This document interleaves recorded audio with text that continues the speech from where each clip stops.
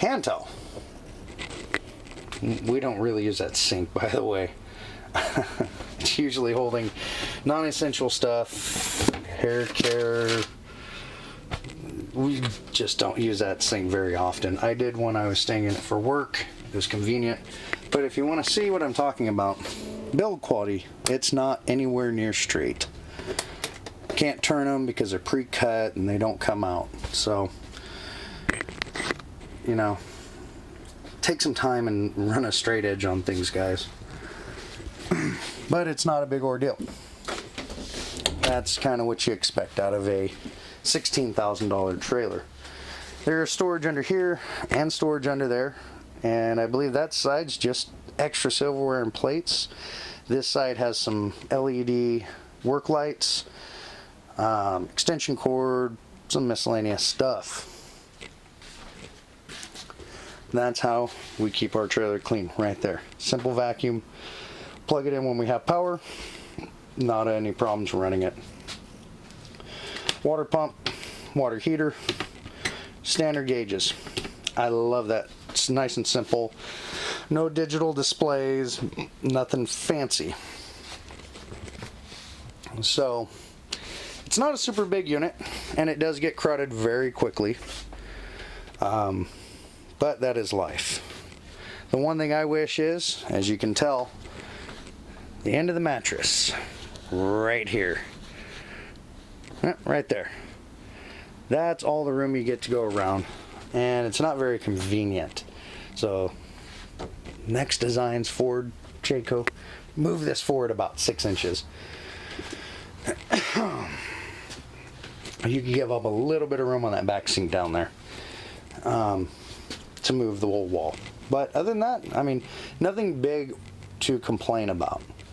The one thing I wish that you would at least get in these is have USB ports on the sides of the beds. There's not one USB port in here. There's only one power port, 12 volt, for like a cigarette lighter style plug right there. That's it.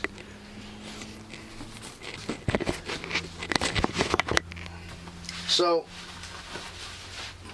really there's not too many complaints about it. Still happy with it, and everybody that stayed in it has stayed very comfortable. Not too bad of experiences with it. I haven't had any suspension issues. I haven't had any tire issues, leaks, distortion. You know, the door was just an adjustment. I've had no appliance issues with this trailer. They do use very good appliances. They do have a very good warranty.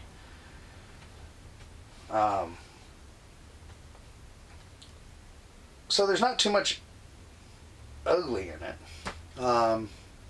Not too much bad in it. There are things that, you know, like I said, I wish they would upgrade. You know, definitely upgrade that front bed, make it sturdier. Other than that, we don't have an outdoor shower, which we have discussed putting in, which we want to put in. This model, I really wish that they would give you a generator box of some kind built in, or have the option for a generator. And you'll see what I've done to kind of put a generator on it. It's not a bad design. It's just inconvenient because if you don't have a way to cover your generator, it will get wet. But, you know, I haven't had any issues with this trailer so far, and I would recommend it highly again. So let's go ahead and take a look on the outside. And yes, it's dirty out here where I live. You wash your car, 3 days later it looks like you never washed it. So it has the electric awning, and that is a godsend. And you imagine you can wash your vehicle and it will look this dirty in, you know, less than a week.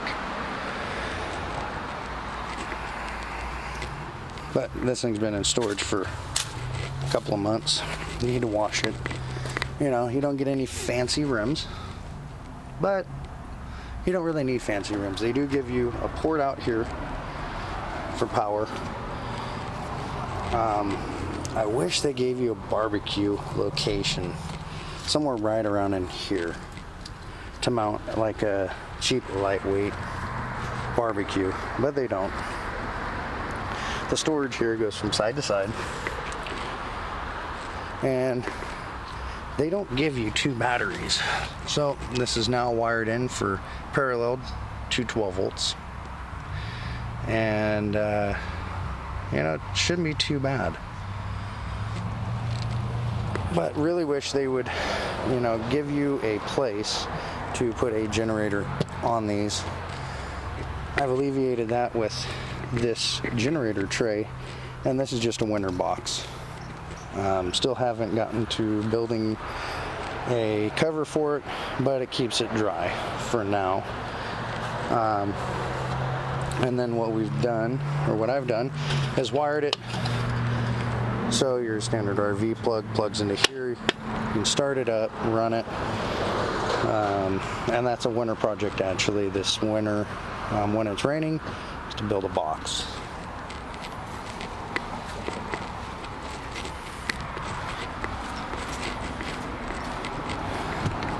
And it's the 26.4 BHW. So,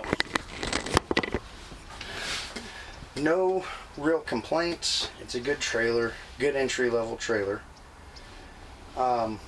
It is half-ton towable. And if you're looking to stay basic, it's a great way to go. Easily upgraded. And it's comfortable. I mean, it's not a high-end one. And like I said, there's a bunch of kids always running in and out. So it does make sense not to spend a whole lot of money when you have little kids running around that love to tear things up. As I have had my kids with Sharpie markers in this trailer in the past. I've had the kids knock out the screen, drawing on the floor, spilling food, drinks. So it is a economy trailer that will get more than just the job done. And if you have a little bit of ingenuity, you can actually do quite a bit of upgrades. Like the whole generator thing, I really, other than when I was living in it for a minute for work out of town, we don't need the generator too often.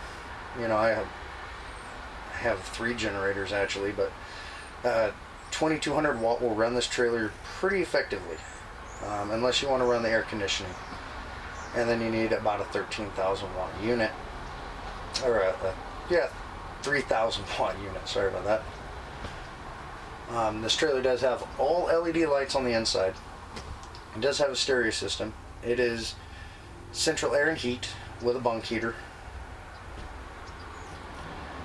But other than that, I mean, it's pretty good trailer. I would recommend it to anyone that wants to stay low budget, keeping things simple for young kids, active people that don't want to destroy stuff. So it's kind of like on the level of a toy hauler.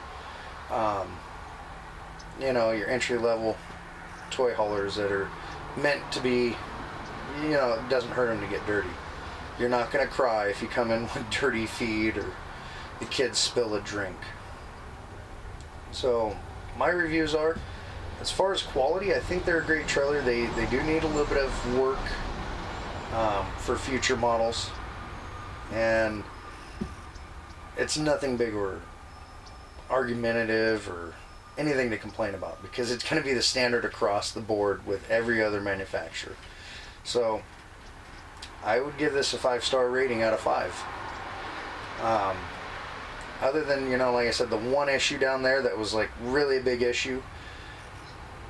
When you buy any trailer, go through all your fittings and let the trailer sit at home and keep the power hook to it and run the water pump. See if it's dropping pressure. You know, really take your time to look at it. I don't know if you guys realize, this is a fan we bought to dry out the trailer when we had the water leak. But, you know, we love our trailer. You know, we wipe it down every time we take it out. We actually wipe it down when we come home.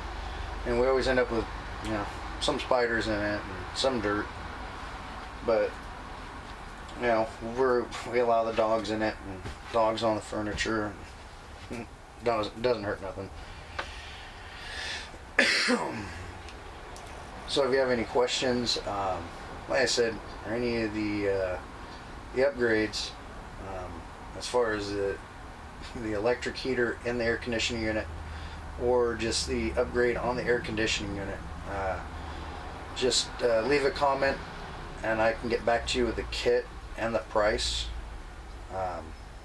It's actually a standard Coleman issue component, and it works flawlessly. So if you're out camping and you have access to a power pole or campground power, shore power, you don't even need your propane. The fridge goes full 110. You can run the 110 for the heater or the air conditioning, so you don't need any propane to keep you warm or keep your food cold. And that's the best part about that upgrade up there. So that's it for today, and I'll see you around.